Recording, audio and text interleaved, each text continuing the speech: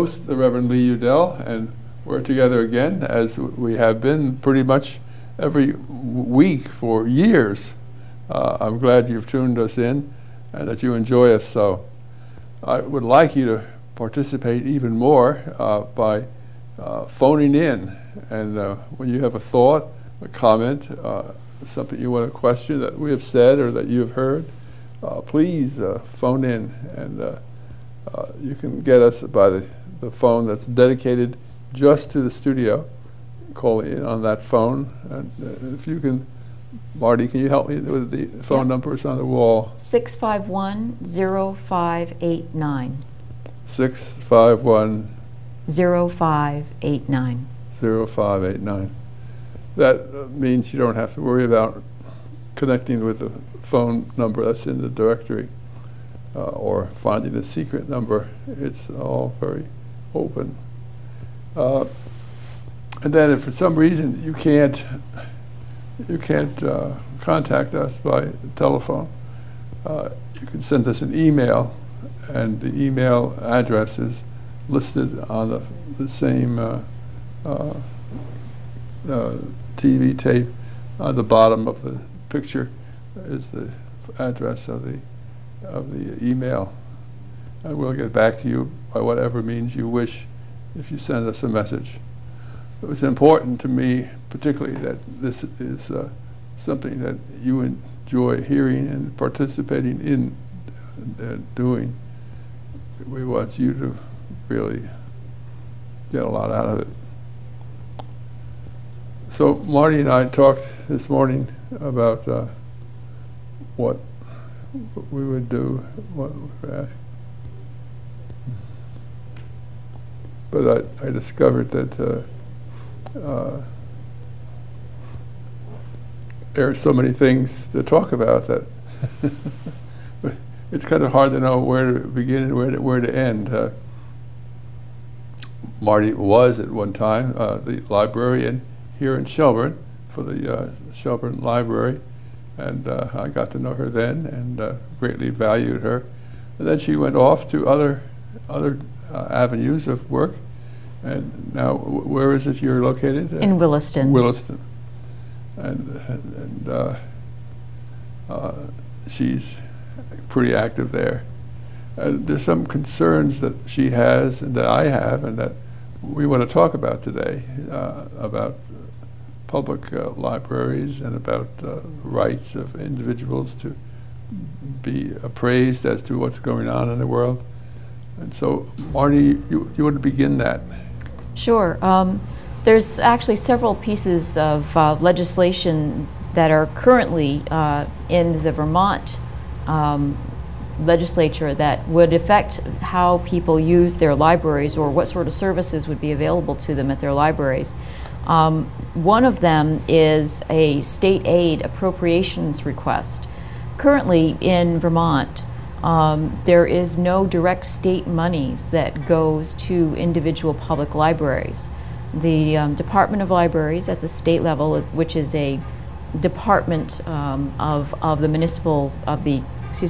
state government, gets funds. Then they provide certain services that public libraries may or may not partake in.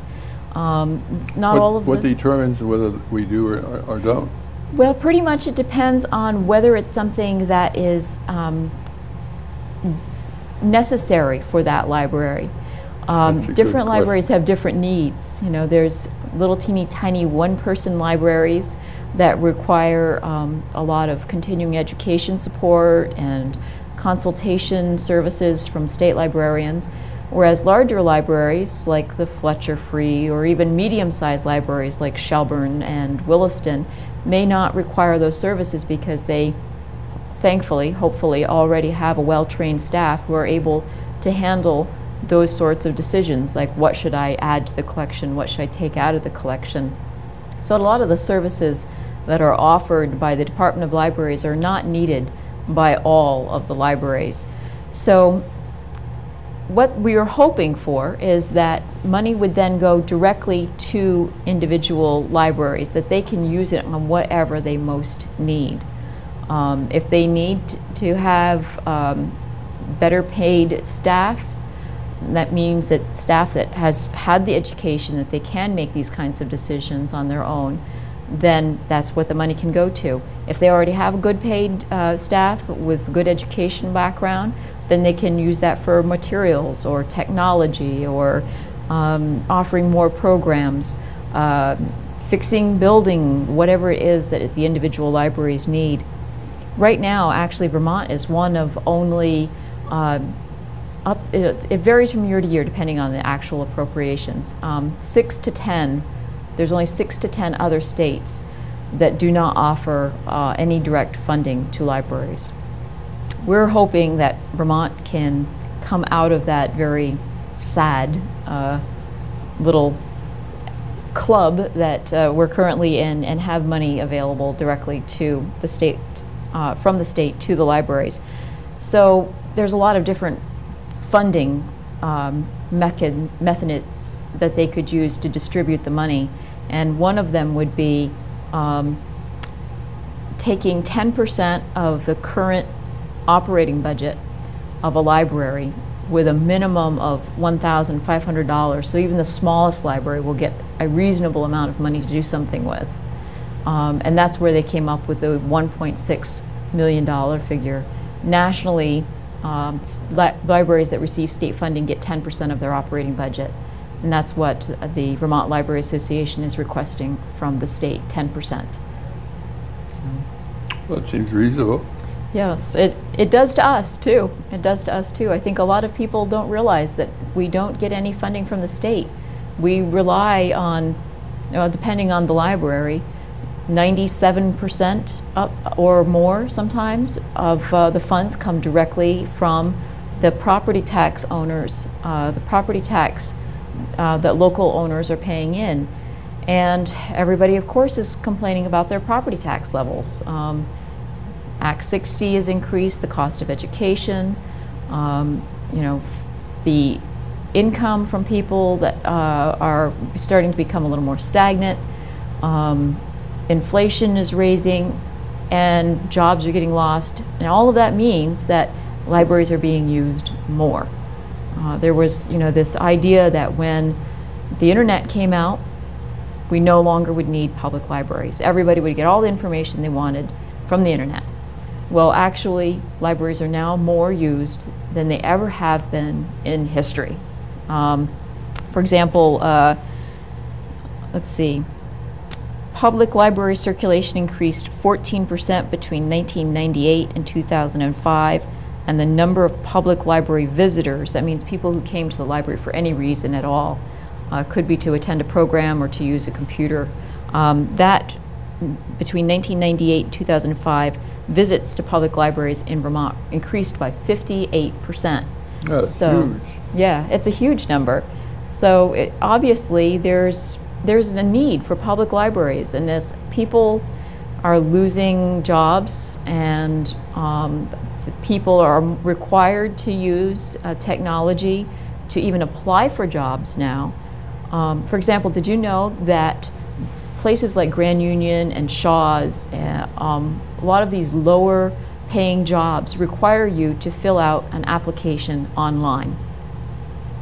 Most people don't know how to do that. Right, and if you are a person who is looking for a job that's such a low-paying job, if you're only going to be earning $7.52, I think is the minimum wage now, how are you going to afford to buy a computer, to have it in your home, and pay for the internet access?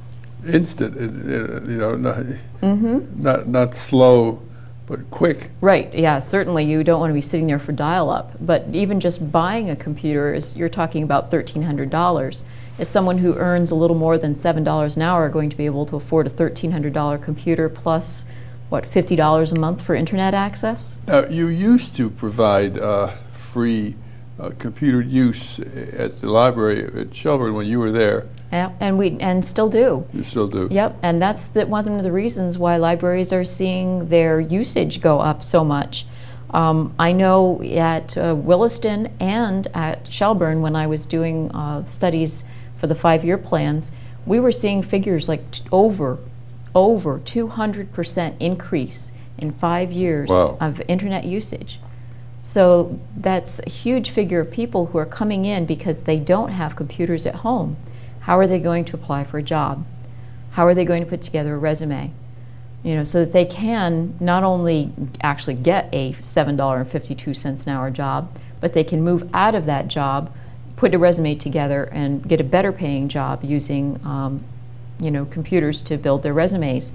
So as the economy starts shrinking or correcting, depending on whom it is you want to listening to, people are in tough straits, and that's why they come to the libraries. They can't afford the computers. They can't afford the entertainment that they used to. They can't afford to go out and buy books on their own, so they're going to come to the libraries. And now more than ever, the libraries' very income is drying up as the economy starts to shrink. So we're looking for ways to fill out the income of libraries. That's great. Yeah. And the public is responding to that? So far, we have found that most people don't know about it. So that's one of the reasons I'm here today, Lee, is so we can let people know. I think that, it being a volunteer organization, the Vermont Library Association has done the best they can to get information out. But it's one of those things where it's not a sexy problem. It's not drugs, violence, etc.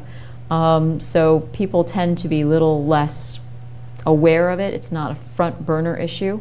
Right now, it's also a tough budget year. And so people are saying, okay, what's more important, roads or public libraries? Well, we argue public libraries are just as important, because how are you going to have an educated populace who can afford to take care of themselves unless they can get the information and the technology and support that they need to move their way up. So right now, at this point, they've just finished doing a study. In January 2007, they had a study, January 2008, the study was just published a few months ago, of legislative aid for public libraries. And they compared in that study the 5 states that are geographically closest to Vermont. Vermont, Rhode Island, New Hampshire, Maine, Connecticut, and Massachusetts. And then they looked nationally at the 5 states that are closest in the population size, under 800,000 people. And in those cases, it was the states of Arkansas, Delaware, North Dakota, South Dakota, and Wyoming. And they have found there that all of the states studied, they had the highest per capita was Rhode Island, which gave $9.95 per person for library service. And wow. Yeah, that was pretty nice. Unfortunately, the lowest was Delaware, 27 cents. Delaware? Yes, yeah. You would think they would be generous. Yeah, people I think tend to think Delaware is a fairly wealthy state, but that was the lowest at 27 cents. And then they looked at just the states with populations under 800,000. So in population size, those states were closest to Vermont. And they found, unfortunately, only 2 out of the 5 studied currently give direct state aid. Most of them are set up on the current system that we have, where they get services from their from their Department of Libraries. But in the cases of those 2, Arkansas came in the highest with $1.34 per capita, and North Dakota came in at the lowest at 67 cents. So. But honestly, even 67 cents is helpful. If you're not getting anything now, would you rather have 67 cents per person, or would you rather have nothing? So that's a good question. Yeah. It's a good question. The idea of how it would be distributed, there's a lot of different formulas that they've looked at. There are some people, some states that give a base amount, a grant that goes out to all of the libraries for the same amount, usually a fairly low figure, like $7,000, some even a little bit lower at, say, $1,200. But then they add in more, usually, so it's something like your base grant plus a per capita amount. So those libraries that are larger, that serve larger populations, would get more money then. And then some of them, especially the ones that are county systems or serve wide areas of land, often get a per square mile figure. That is often used, especially in places like North Dakota, where you have wide expanses of empty space, and in order to get library services to people, it means setting up extra library branches or doing bookmobile service, which is a much more expensive, well, bookmobile service is not very expensive, but it's an additional capital needed to provide services at a farther distance. So any one of those could be a method that they would distribute the funds. But it's, right now, there's some figures that came out. Right now, Vermont ranks 19th in the country for the number of library visits per person. But with number of 19th in rank for visits, we are only 32nd in the nation for per capita income. Oh my. So that's a bit of a disconnect there. And we are second in the country for public use of internet terminals. There's only one state that has more people using internet access at the public libraries. Vermont comes in number 2. But we are last in the entire country of the number of computers available per capita. Wow. So second busiest computers and the very least number of computers available.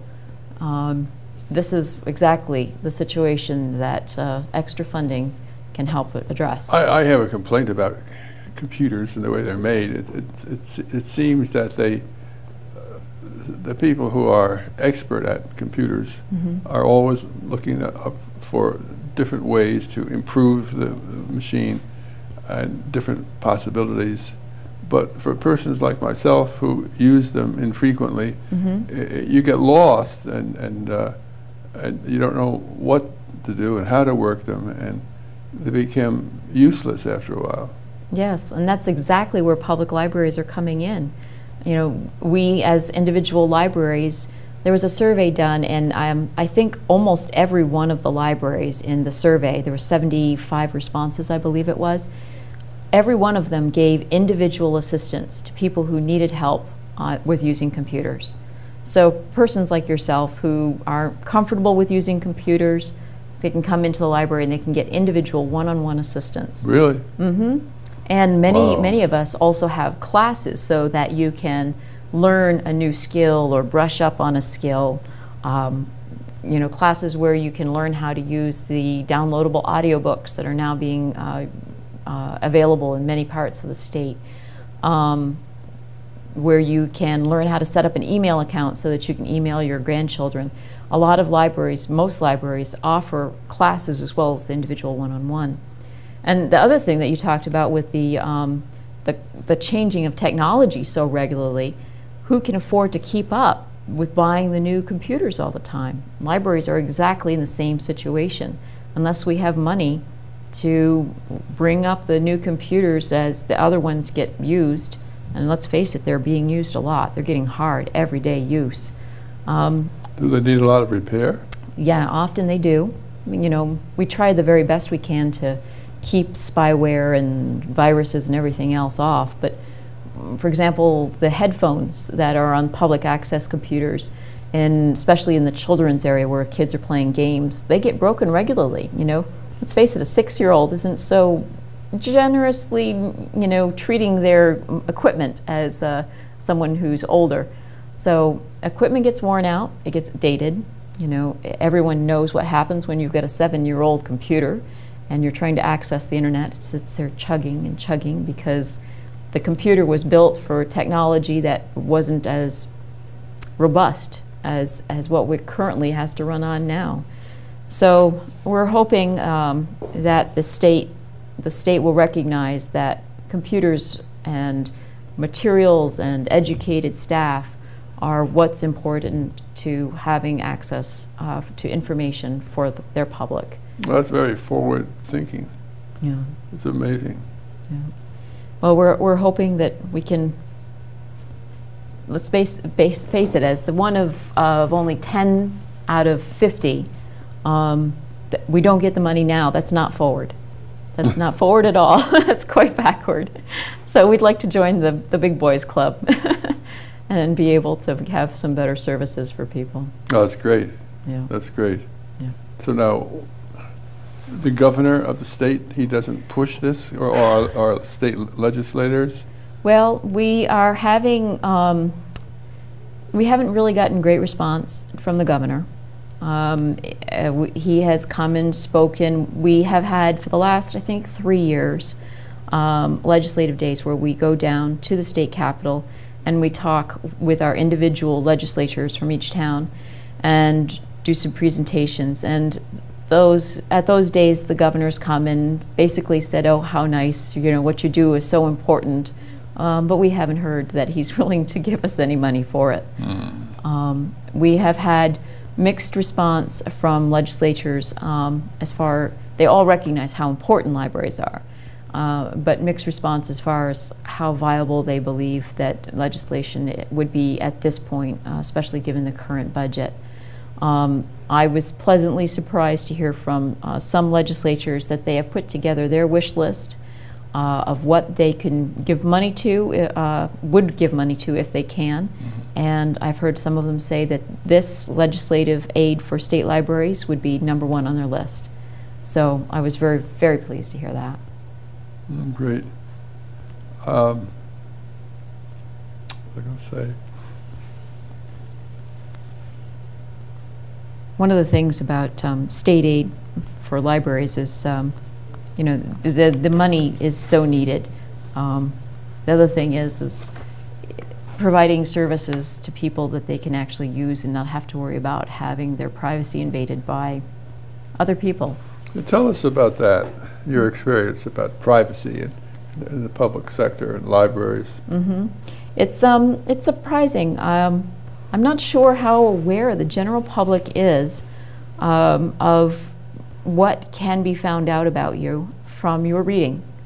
I actually, when I was in graduate school, I was in a class with a librarian who had been subpoenaed in the Ted, was it Kaczynski, the Unabomber case? She had been interlibrary loan librarian for the Unabomber. And they had subpoenaed her to get information to build their case against him.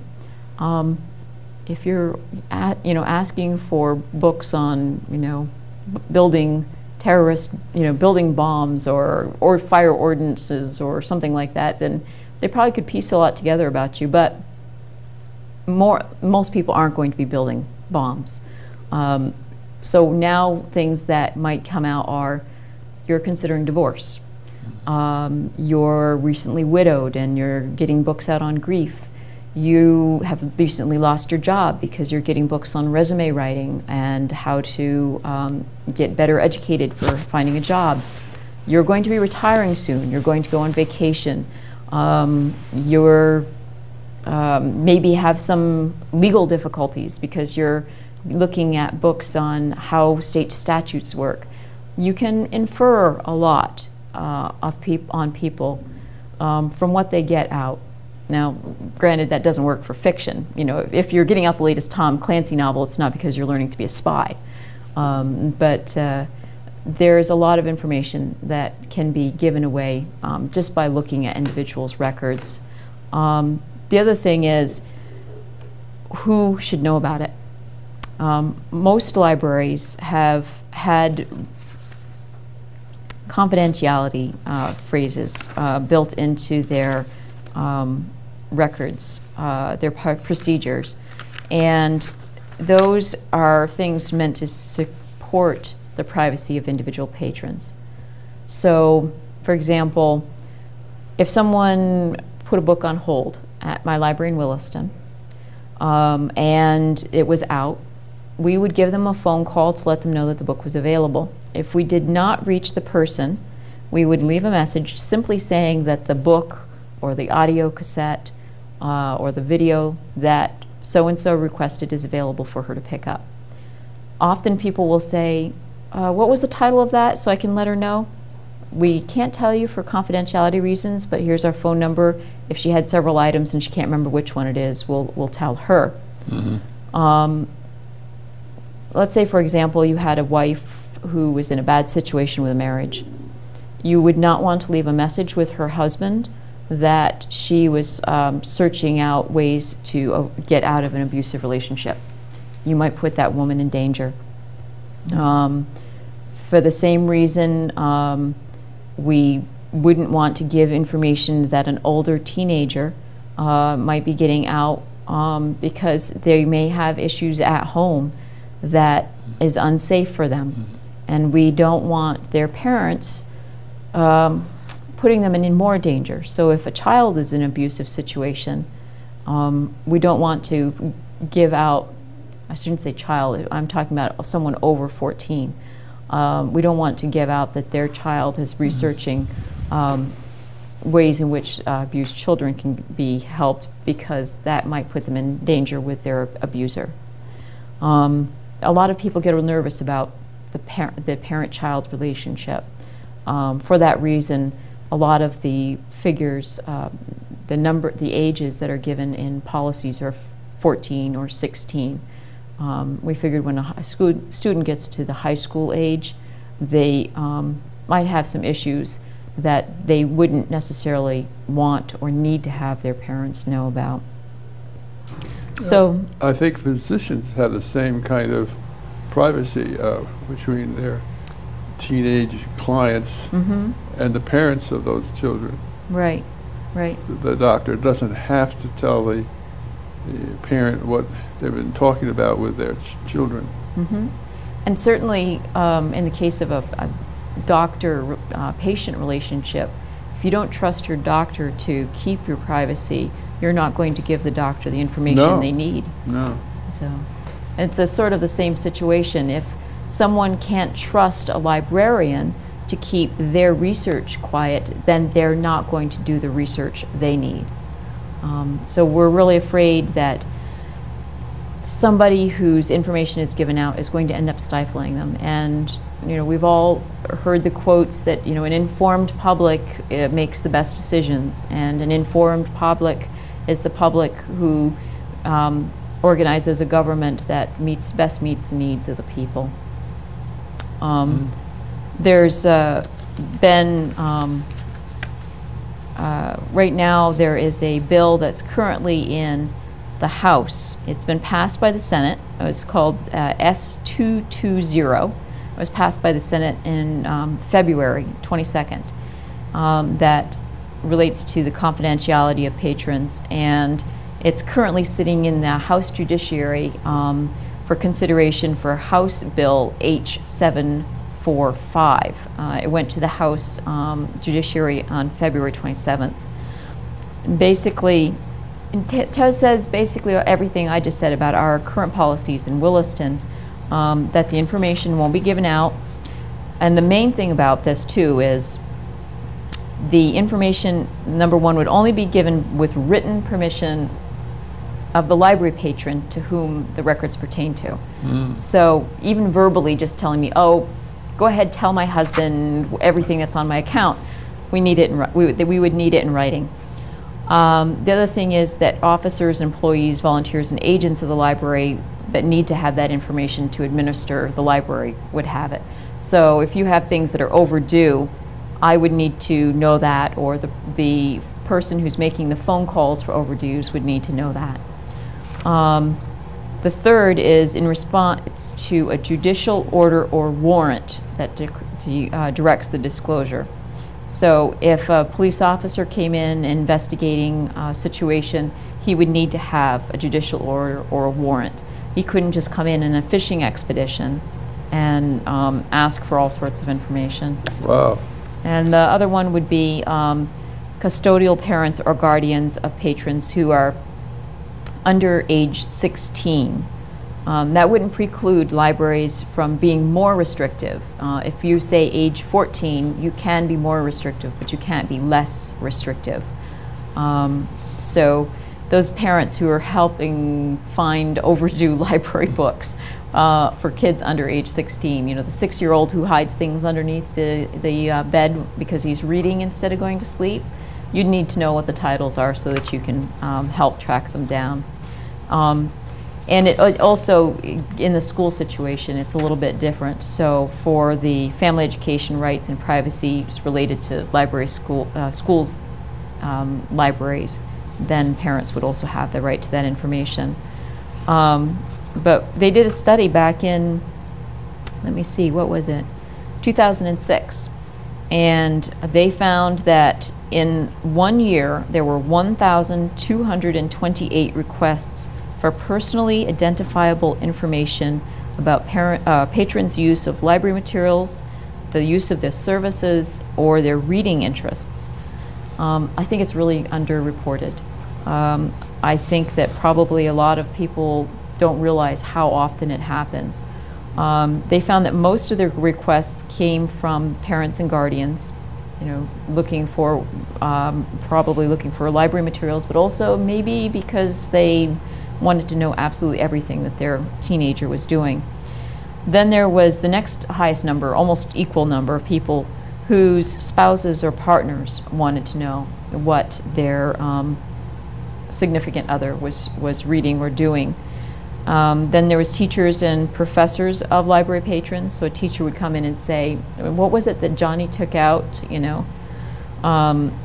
And then they actually had at least 14 people from law enforcement agencies who were requesting information. I think probably, like I said, that's underreported. I know I've been in situations where a book has come up that is in a book group, and we've got 2 copies of it. It's got a big long waiting list, and someone will say, oh, you know, I'm next on the waiting list.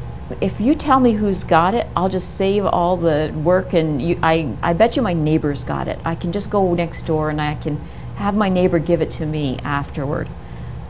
No, we can't do that. We can't tell you who it is that has that book, even if it's in your book discussion group and it's a piece of fiction, because that would be invading your privacy. You really have to be as sharp as a tack to do your work. You have to be careful. You know, I can't tell you how many times it's like, oh, you know, would it make sense to tell the person? And you have to make a split decision. And that's actually one of the things that we're hoping with this library confidentiality law, is that it will make it more clear so that people will understand that they can't give that information. Right now, the current law says something like library records are public records that are not available to general public reading. What does that mean? Exactly. Well, it's a public record. Aren't I supposed to have access to all public records? Well, no, not necessarily. It's really a fuzzy sort of thing now. And also, this would put a little bit more bite into the legislation, would put a little more bite into the confidentiality laws, so that you don't have people just giving away information willy-nilly.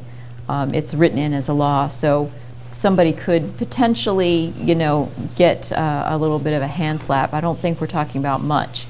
You know, I don't think they're talking about any sort of a big fine, and certainly it probably wouldn't be actually put on someone unless it was a very blatant act of the phone has not been ringing off the hook.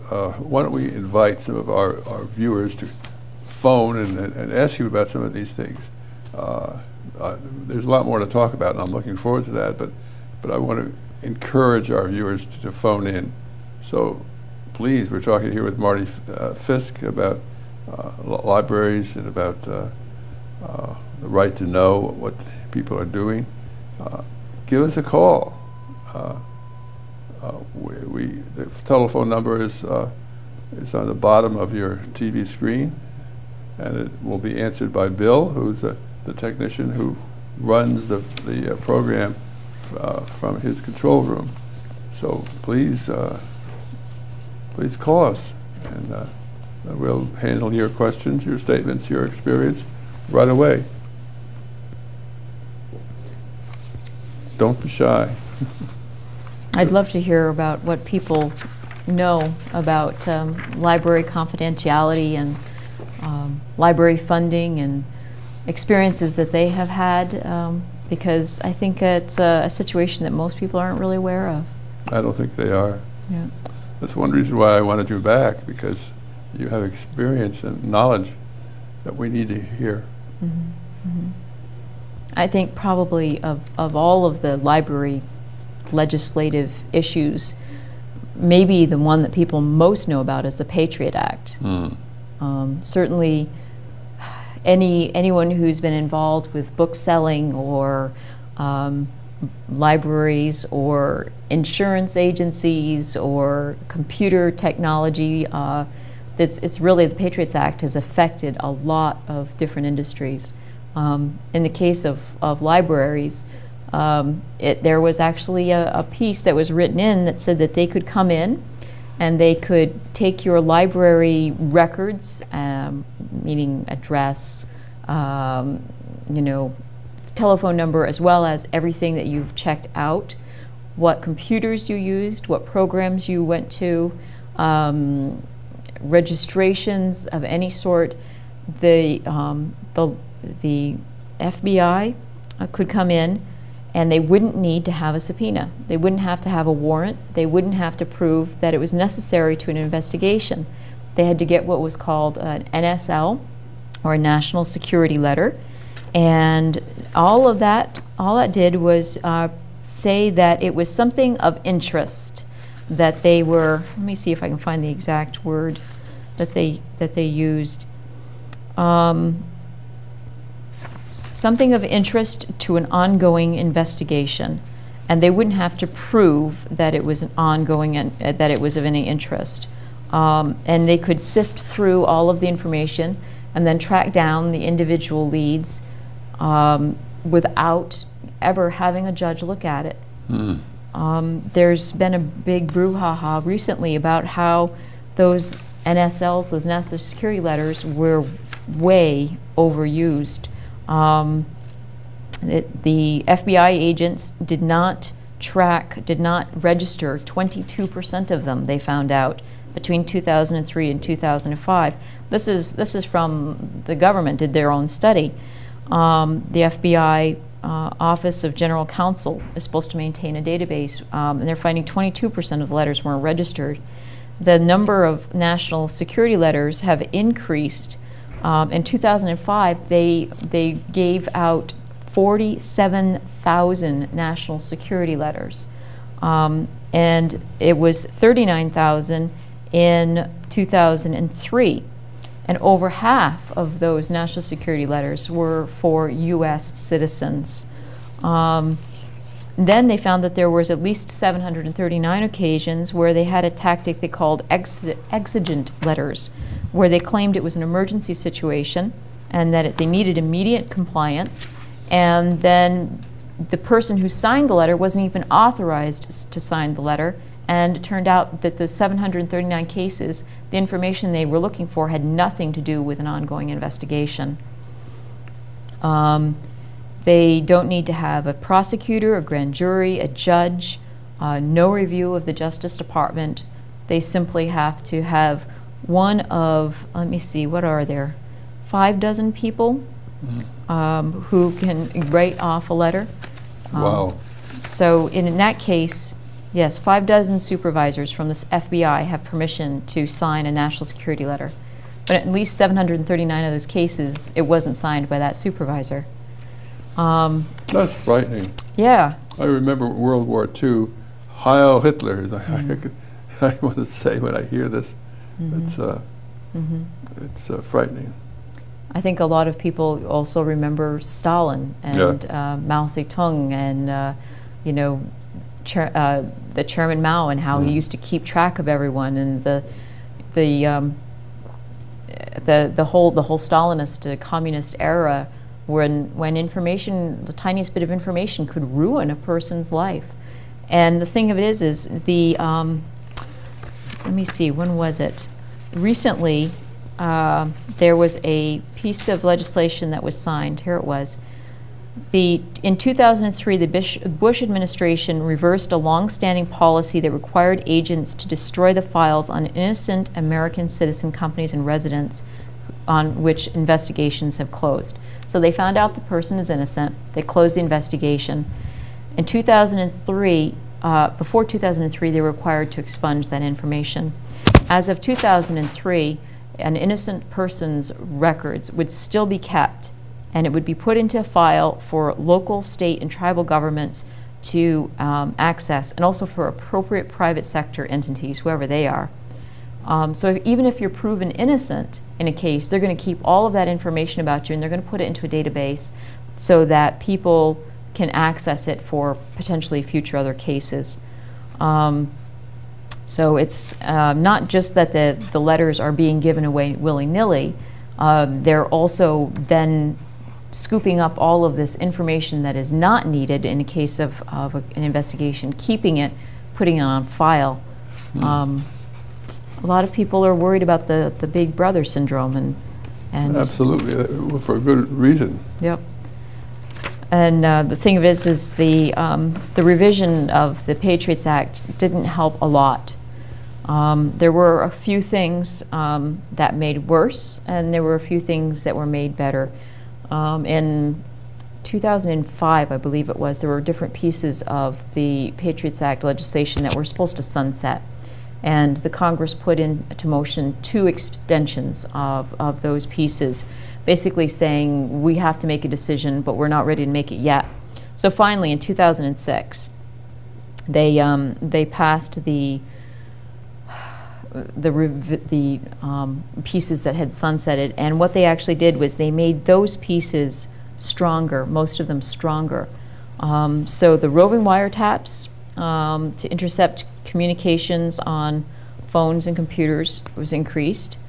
The court orders to give investigators secret access to business records on terrorism and counter-espionage and lone wolf measures were expended to cover terrorism. Oh. Those things are still sunsetted, but everything else was made permanent. What kind of data would be picked up from my account or your account and reported? What material? Well, in the case of a library, Mm-hmm. in the case of a library, it would be you came in and you, depending on the individual libraries, but a computer forensics person, and believe me, they are able to do this, could say, okay, we're going to come in and we're going to take all of your library's public access computers because this person is suspected of doing something wrong. So we have 8 public access computers in Williston. The FBI could come in and take away all 8 of our public access computers and not give them back to us for as long as they need them. So suddenly we have no computers. And we're not allowed to tell anyone. It used to actually be with the Patriots. You can't complain? It used to be you couldn't even contact a lawyer. I had directions from the American Library Association that you would call a lawyer and simply say, I need help. And you were potentially even they have what's called a gag order. You're not allowed to talk about the case.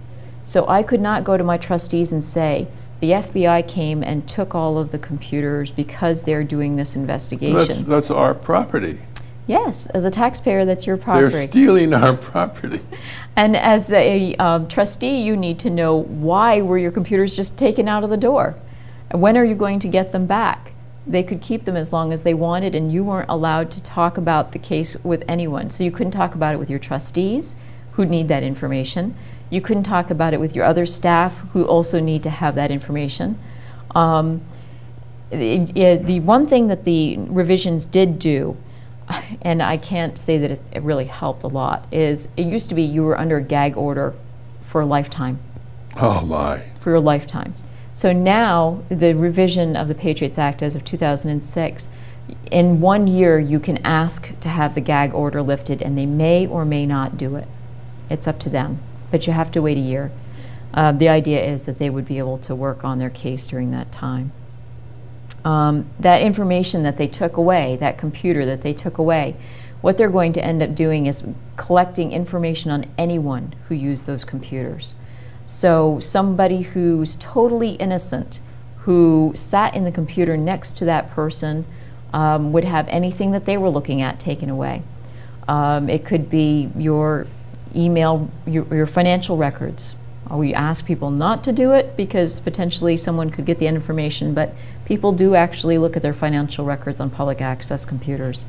They could look at your personal information of any sort, communications with friends or family, your doctor's information that you might have been looking up on a doctor's diagnosis, because people do health research on computers. They email their doctors, they email pharmacies, et cetera, et cetera. So all of that information can be taken away. And one of the things that they do, these NSLs allow people to do, is to follow links. So if you're in a library and that person who's under investigation is a user of the computers and you got to know him simply because he was using the same computers at the same time as you on a regular basis, and you became friendly with a person to say hello to him and how was your day, et cetera, et cetera. Now the FBI is going to investigate you because you said hello to this person and seemed friendly to them. And then they can track who you are friendly with. And they could end up sweeping up all of this information. And with that legislation that was signed, the piece that was signed in 2003, then they can keep that information even if you're proven innocent. And there has no need for that information to be kept. Excuse me, Marty? Yeah. This is Bill in the booth. I have a question for you. Sure. I understand that as a reaction to the Patriot Act, some libraries have been expunging their information on a regular basis.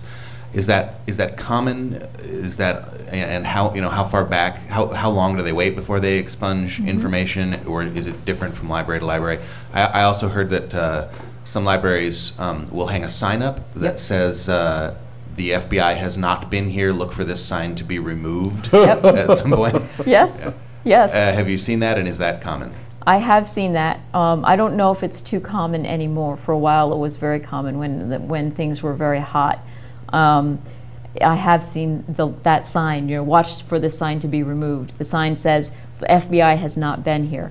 I don't know if it's common anymore, but it was common for a long time. As far as the expunging of records, as long as I have been librarian, it's something that, let me see, how long have I been doing this now? Almost 10 years, I think, as a public librarian. I was in schools before that. There's been something that we've been very aware of as librarians, and we tried to keep that information at least private from the public.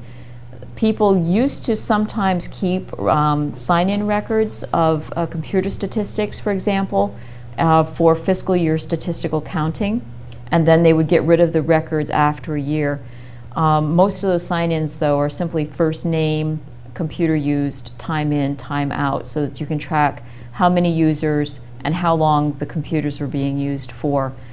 Now, because of Patriots Act, they are taking that information on a daily basis and shredding it. It's no longer being kept for a month or a year for statistics. So the statistics is being gathered that day, and then the items are being shredded. It would have been shredded anyway. And some people didn't keep records for an entire year. It was depending on how individual libraries kept statistics. The other thing of expunging records is some libraries used to have the option of individuals knowing what their past records were, past checkouts. On most circulation software, you can check a little button that says keep circulation records or not. And it used to be that a person would say, oh, I can't remember if I've read the latest Dorothy Fisher mystery. Can you look in my record and see if I read that book already? Now most libraries have toggled that little button that says do not keep circulation histories. So we can no longer tell that patron, yes, you had that book out last month. And that's one of the reasons this is being done. Also, program sign-ups, as soon as the programs are finished and the program is done with, those are getting shredded. So yes, we are taking actions as best we can. Well, we thank you. Well, thank you. If it's on a computer, though, unfortunately, it may still be taken out by forensic methods. So your circulation records could potentially still, through computer forensics, still be brought up. How easily, we don't know. We know about technology, but we don't write scripts, so we can't tell exactly.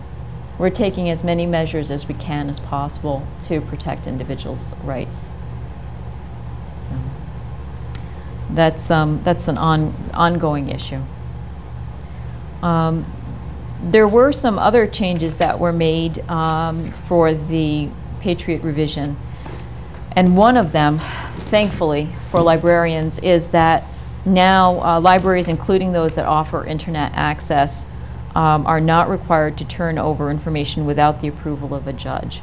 Oh. So, as of 2006, that national security letter would not be as really be as effective because we can say no, you have to go to a judge first.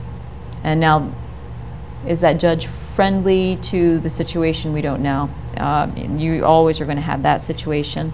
And like I said, after 1 year, that gag order, you can ask for it to be lifted. They can do it or not. It's up to them.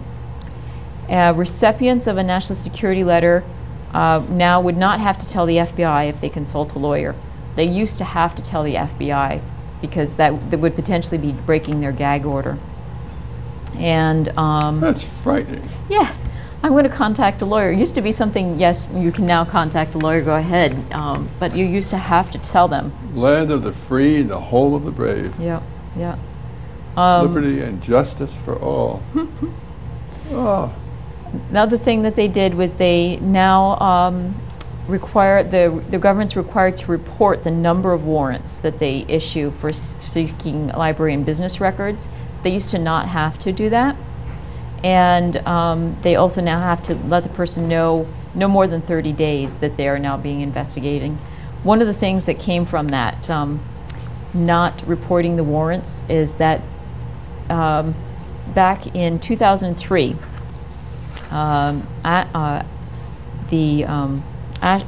John Ashcroft, the Attorney General, had said as of 2003, no libraries were affected by the Patriot Act. And he called it hysteria. He said these are direct quotes that were given from the Washington Post from a National Restaurant Association conference in DC. He had said that the administration critics were fueling baseless hysteria about the government's use of Patriots Act and prying into public's reading habits. And he mocked the American Library Association, believing that the FBI is not fighting terrorism. Instead, the agents want to check how far you've gotten on the latest Tom Clancy novel. And he said that the American Library Association has been somewhat duped by those who are ideologically opposed to the Patriots Act, who would see it as a jab, misleading, and they should be seen as a jab at those who are misleading librarians and general public into believing the observed that the FBI is running around monitoring libraries instead of going after terrorists. So as of 2003, and actually later than that, as late as 2005, they claimed that the Patriots Act had never been used to access records for a library. And his whole thing about baseless hysteria, there was actually, as soon as he said that, the American Library Association went out and made these buttons. Can't quite figure out how to turn this. It says, anyway, it's a black button. It says, another hysteric librarian for freedom. So we're all hysterical because we're all women. Anyway, you can tell where I lean on that. Sorry, I shouldn't have been so obvious. But they had said that the Patriots Act had not been used for a single request. Up to 2005, they had been saying that. And one of the things that came out in the news not too long ago, August of 2005, the ACLU was able to disclose that the FBI had used a national security letter to get records from a library. There was a consortium of libraries in Connecticut, 26 libraries. And the NSL was used to get demands of records for that. And Wow. the reason that the ACLU was able to disclose that information was because the U.S. Attorney General leaked it accidentally to the press. Oh. So here they were, you know, gag order, librarians can't know anything of going on about this request for records, and it was the U.S. attorneys that leaked the information about the investigation. Now, we have 5 minutes before we have to be off the air. Is there something else you wanted to tell us about today before we lose our 5 minutes? Sure. The main thing is be aware. There is legislation out there that affects you that you may not be aware of as far as your individual rights to privacy and your rights to access materials. There unfortunately isn't a lot that we can do right now about the Patriots Act, but there are the 3 pieces, the roving wiretaps, the secret access to records, and the lone wolf measures that will sunset in 2009. So be aware of those. You can do something about those. You also can do something about making sure that your privacy is protected here in Vermont by contacting your legislators to ask them to support the library patron confidentiality bill that's currently in the House Judiciary Committee.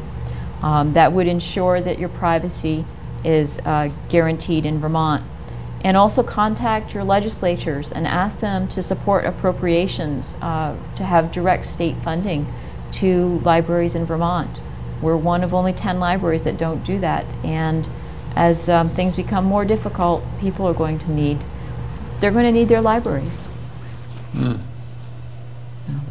Well, you really open up a lot of truths that we had hoped weren't operative, you know, that what we read about and heard about wasn't happening here in Vermont, but I guess it is. Well, it is to a point. I have, as a director, had the FBI come to my library.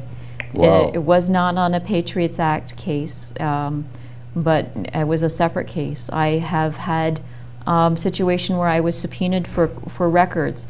I think most people may remember a case of a girl in Williston being bit by a dog, and they wanted to find the owner of the dog so they could prove the dog had had their rabies shots, so the child wouldn't have to go through the rabies series. Our policy requires a subpoena. They got their subpoena that found out that, as in most cases, your circulation records are not going to tell you who visited the library. This person was coming in to use the computers. They ended up finding the dog, but the girl had to already start the series of rabies shots. It was someone who was traveling through the area and came in to just use the bathrooms, and his dog was tied up outside and bit the girl. But they came in and they got the library's circulation records for that day. They were hoping to find the dog. Thank you for having me, Lee. Well, thank you for your courage. I hope you're not harassed by this. I don't think so. I think most people support it once they know what the situation is. Well, I admire you. Thank you for your hard work and your faithfulness to the Constitution that we give lip service to, but we don't often really give it our heart. So thank you. We've been talking here with Marti Fiske about our rights with libraries and books and the FBI right here in good old America. It's not as peaceful as we had thought. Unfortunately not. Thank you. Thank you, Lee.